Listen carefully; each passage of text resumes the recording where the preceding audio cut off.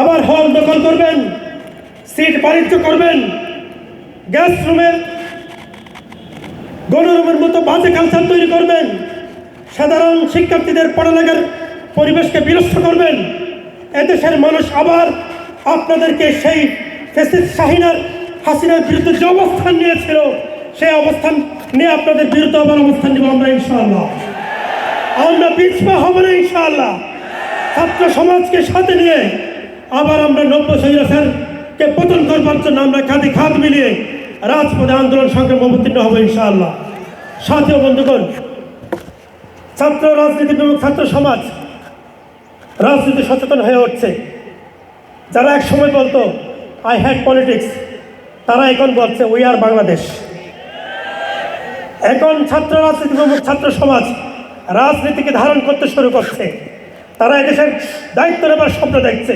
সুতরাং এদেশকে 50 বছর যাবৎ 53 বছর যাবৎ অন্ধকার যারা নিমজ্জিত করেছিল, যাদের আঙ্গুল ফুলে কলা গাছ হয়েছিল, বিদেশে বেগম পাড়া করেছিল, তাদের স্বপ্ন শেষ হয়ে আসছে।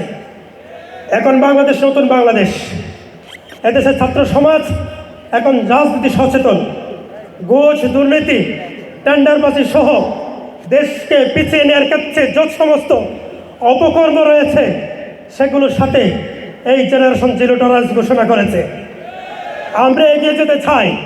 50 বছর আমরা পিছিয়ে ছিলাম, আর পিছিয়ে থাকতে চাই না। আমরা এগিয়ে যাবার সময় এসেছে।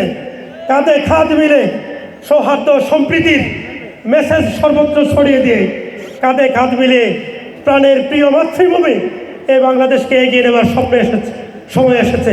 নাসরুম মিনাল্লাহি ওয়া ফাতহুন করিব ইসলামী ছাত্র আন্দোলন বাংলাদেশের কেন্দ্রীয় সম্মেলন 2025-এ আগত সকল ছাত্র জনতা নেতৃবৃন্দকে আবারও হৃদয় নিংড়ানো ভালোবাসা এবং শুভেচ্ছা জানিয়ে শেষ করছি।